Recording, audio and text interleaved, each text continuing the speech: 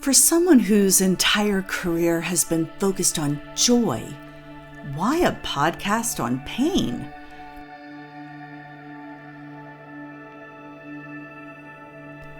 Because these stories need to be told.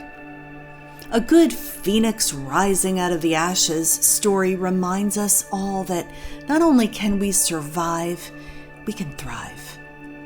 And when we emerge, we're different. That's the alchemy of pain.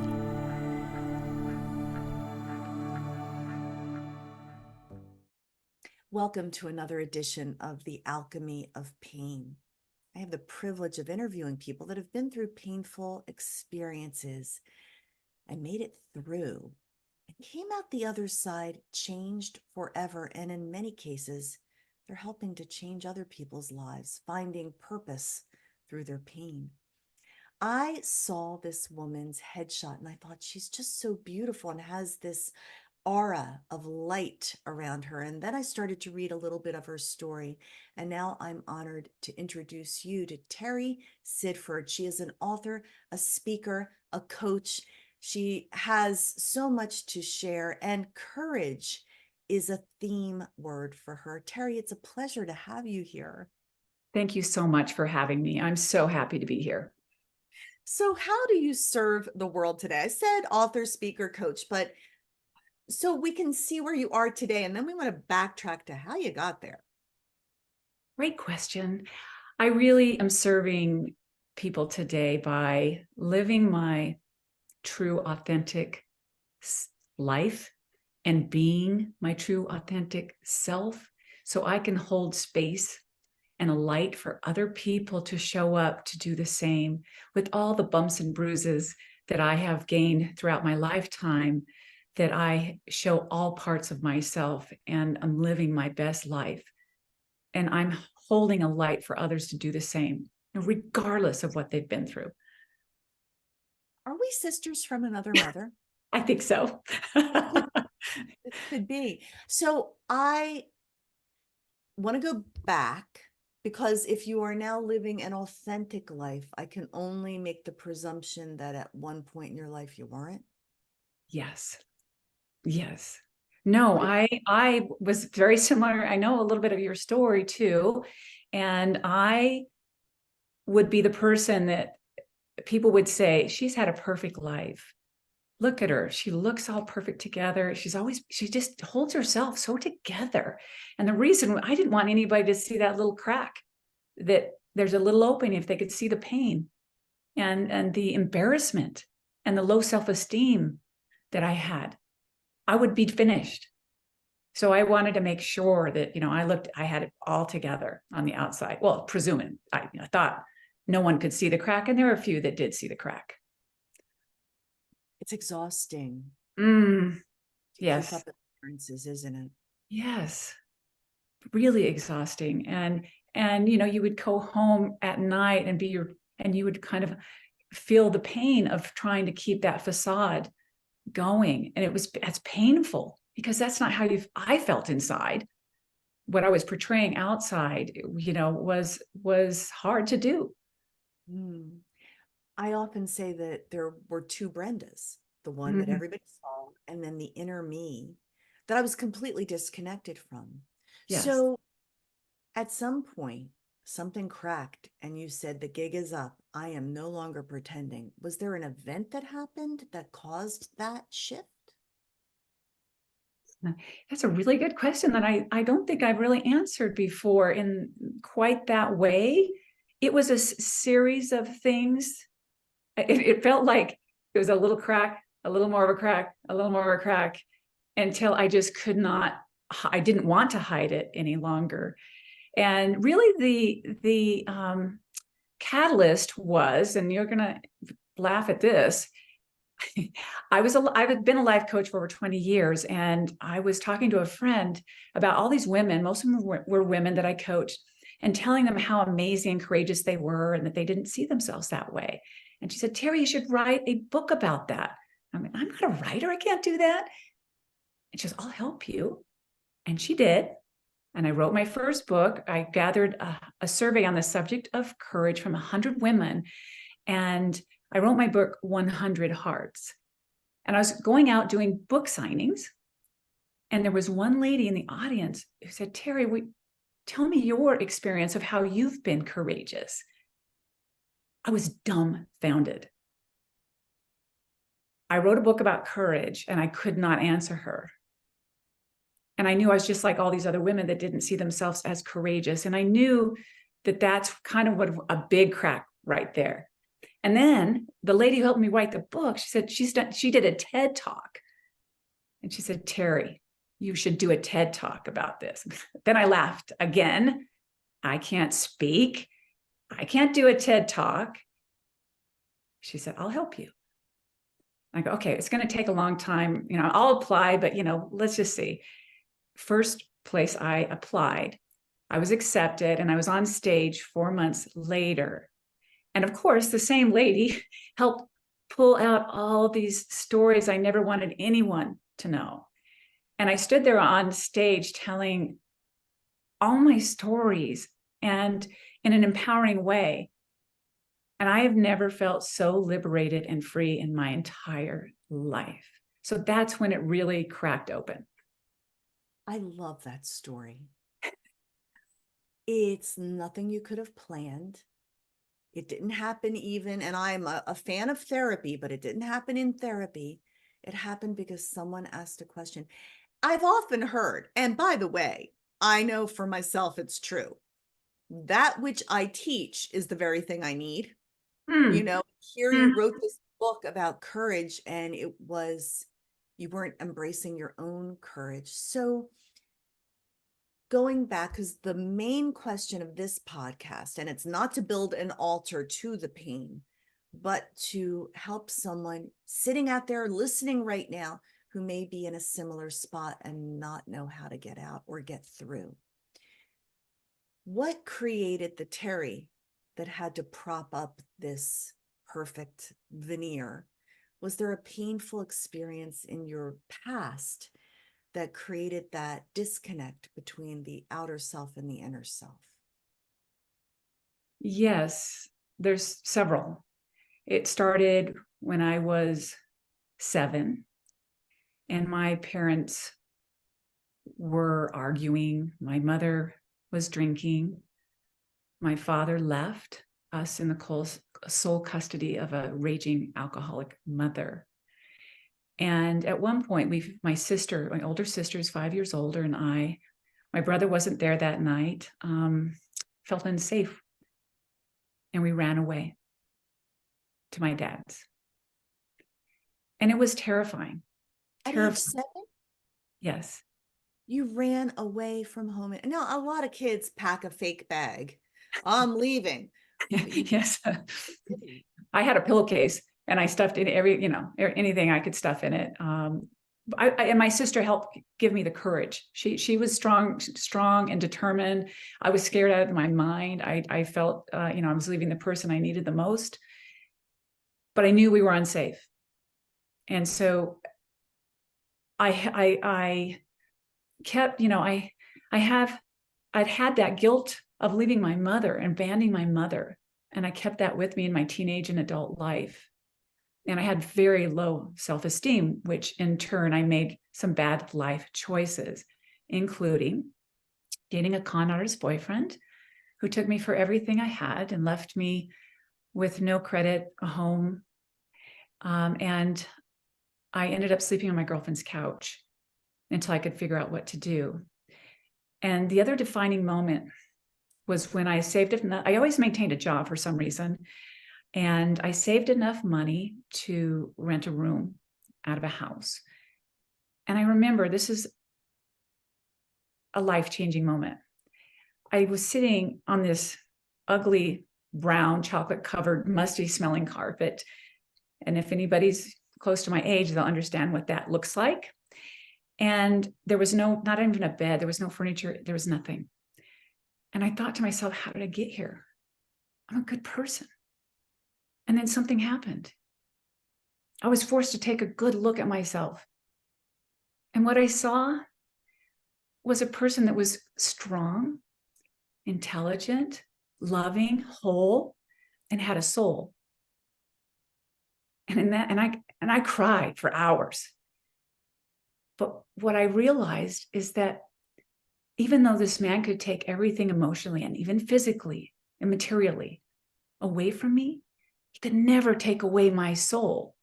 And no one could. And it was then that I knew who I was and my self-worth, which you teach, and my truth. And that saved me. That has gotten me to where I am today. But I was always very hesitant to share my stories. But I always knew who I was and that I was whole inside, no matter what happened. So the worst time of my life has been the best gift of my life. Isn't that the things we would never have asked for end up being gifts in disguise? In retrospect, I mean, in the middle of it, it's not like you're like, this stinks, I know that's how I was. Yes. And yet, look at this life that you've built. And so then settling this, nobody can take you, as Beyonce sings, you can't break my soul.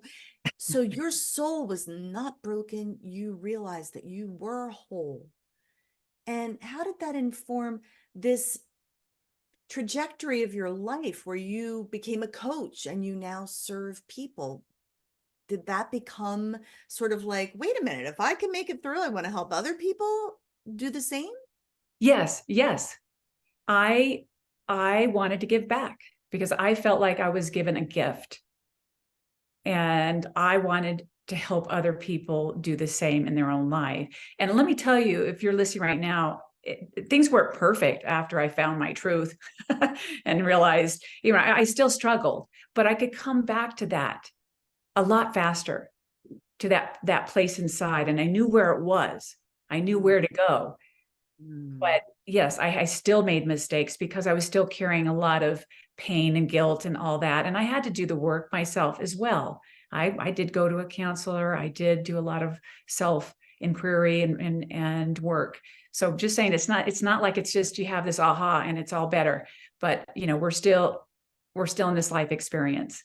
But everything's an opportunity. But I wanted to give back. And someone told me, this is a long time ago when coaching wasn't even popular. I was in pharmaceutical sales, working 60 hours a week. And, it was just crazy. And someone said, Terry, you have a gift. And I'm like, a gift? What? You really understand people. And it's because I could always relate to almost anyone based on what I'd gone through. And I had a lot of love and compassion from what I learned and what I'd gone through. And she said, Terry, there's this coaching program. And I looked into it. I went to the coaching program, and the program itself changed my life again. And then I decided to start teaching other people. So in this coaching program, did you learn tools to navigate life better? Yes, yes. There was we looked at our values, things that are important to us, and not what necessary life told us was our values. We had to find out what was important to us and what values we took on that really weren't us, and maybe some values that we weren't expressing that were there. And that was a huge turning point because it's really owning, not what people tell you you should be, but who you want to be. And there was a moment where we kind of had a sentence that would demonstrate our true essence of who we are. And we had to work on that till we knew that was something we could hold with us when we felt like we were off base or off center. We could always come back to this true essence place. And then there was a exercise where they drew an invisible line and they pushed all of us up against the wall. So we were all just crammed in there together and shoulder to shoulder. Like it was so tight where we just couldn't breathe. And they're saying, okay, so when you're ready to step over this invisible line to really be your authentic, true self, no matter what, you're dedicating yourself to it, then step over the line. I was one of the last people because what I found was that I knew it would change my personal life. And that was my first marriage. Is I cannot even believe you're saying this, although I believe it, yes. because we're just having a conversation here. Everybody else gets to listen in, but I have been aware of this shaman in Costa Rica because of someone dear to me had a life-changing experience, and she encouraged me to go, and I violently said no because I knew my marriage would end. I Wow. knew that I would change so much that I couldn't stay in something toxic anymore. And it wasn't until I finally got the courage to leave that I finally went to the shaman, and the shaman changed my life. But isn't that interesting? You knew that if you were going to be authentic, it would sort of be a domino effect. Mm-hmm. I did. And it was, I was scared out of my mind because I thought, I knew what it would mean. And just like you. And see, so there is this inner knowingness that we probably shut out, right? And it takes a certain experience or a permission or something. And that was the catalyst for me. And I came home after stepping over that line, knowing that I was committed to it. It was a big deal for me. And yeah, I started speaking more my truth and Mm, honesty. And I got divorced. I had mm, two young children, and that was not popular. I got a lot of people that were disapproving of me, but I stood in my truth. I knew it mm. was most important for my kids for me to do that. And Yeah. ultimately, I'm remarried almost 20 years to a wonderful man. I've had an incredible life. And so I listen to intuition, and my two sons have benefited from that because they see the truth. And I've taught them to do that, to live their truth and true essence and to find it. Which is the greater gift than sticking with something that doesn't model health, a healthy partnership. So I'm sort of connecting dots here. Mm, You, as a 7-year-old, knew that you were in an unsafe situation and you left, but then you felt guilty. hmm And there is this sense of, and I think society props us up to believe this, stick with a sinking ship. It's loyalty. Yes. You can die on the vine and shrink and dissolve and have a horrible life, but don't abandon anyone else. And yet betraying ourselves is better. And I think when we finally give ourselves permission to care for ourselves, we then don't live in this place of misplaced guilt that says, I got to live for you. I'm just going to sacrifice my life for you. That, I think way too many people try to please everybody else, and they don't think that they're worth pleasing themselves. And yet you got to put the mask on you first.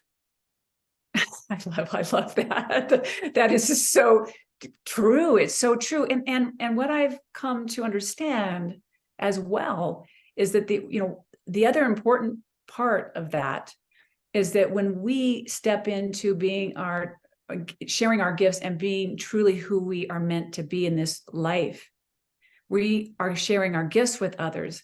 And if we are giving it away and saying, no, I need to give it to someone else, or I do not need to live my authentic life because someone else needs it more than I do, or they need this more than I do, then the world is missing out. My children are missing out. My friends are missing out. The lady in the grocery store is missing out Mm. on my gifts. I'm so glad you crossed that invisible line. And what that took was courage. Now, courage is like a banner over everything you do. It was the first book you wrote, topic of your TED talk, to the courage to be authentically you. Tell me about this word courage. Where does it come from?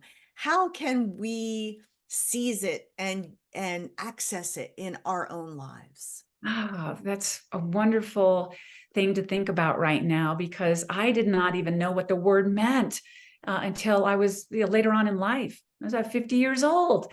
And Courage is facing whatever's in front of you and doing it anyway, even if it's terrifies you, because fear has two meanings.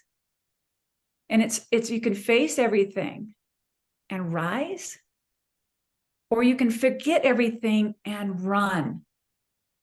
And on the other side of fear is where you will find out what you're capable of. And that's where you will start to do things you never even dreamed possible. And 98% of what we fear never happens. And so that's what courage is to me. It's stepping into what you're really capable of being and achieving in life. And that's facing your fear and using fear to connect to your inner strength and using it as a motivating factor to get through it the other side, no matter what it is. And you might not know what it is. You could be fearful of something from the past.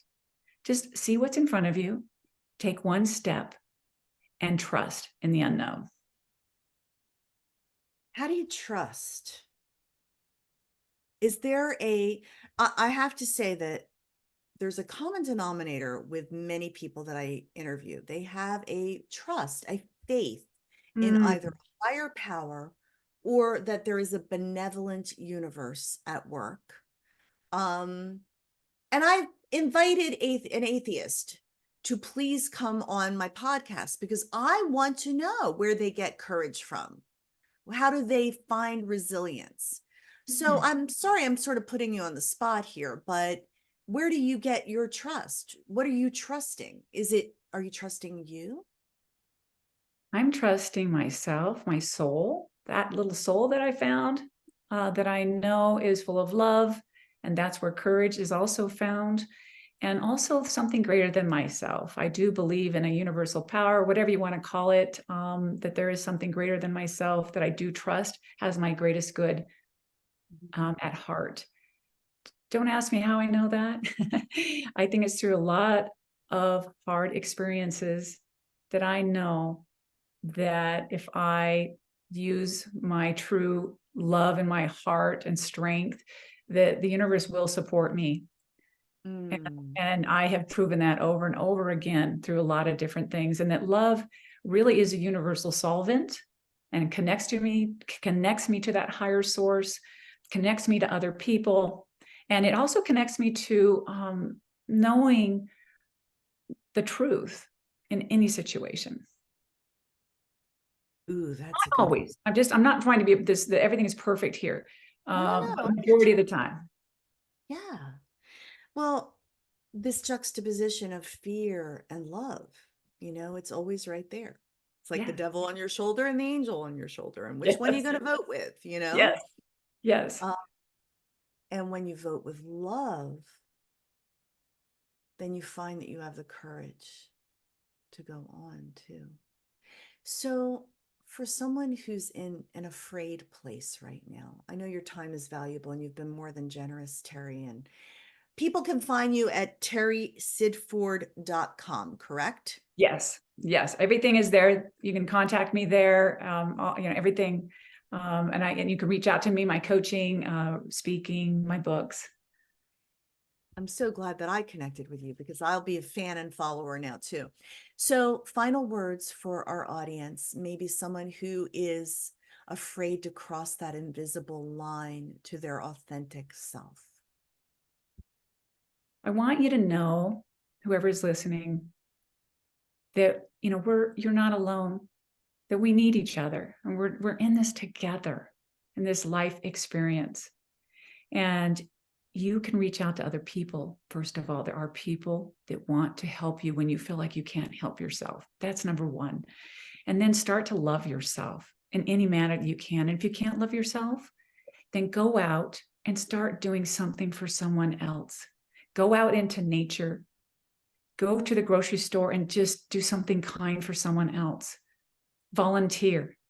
When you can't feel your heart and you don't know where it is, do something for someone else. It could be just even a smile in like the grocery line. You just connect with someone else's eyes and see their soul. And they might just see yours, and it just might ignite that little fire. Like, oh, I do have something inside of me that feels like love. That would be just take a simple, easy step. I think that's such a beautiful way to end. And I agree. I think, like the Tootsie Roll Pop, there is at the center this love that's always there. It's not like we have to grasp for it, it's there.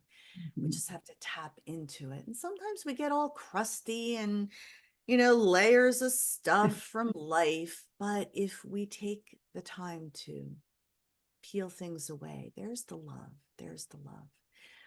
Thank you for crossing that invisible line and sharing your love and your service and your gifts with the world, Terry. I appreciate you. I feel like I made a new friend, and I thank you for your time today. Thank you so much. It's really been an honor to be here with you. And I do feel the same with you. I feel like I have a kindred sister here. Yep, me too. And for those of you listening and watching, going to terrysidford.com, learning more about her and her work, perhaps working with her. And as I close out every podcast, you know what I'm going to say. You could probably say it right along with me. If you are in a dark time, so is the caterpillar. They kept pressing. And in the pressing, you eventually are creating the strength in your wings so you can fly. Don't give up. Keep pressing. You will fly. Thanks for tuning in and have a great day.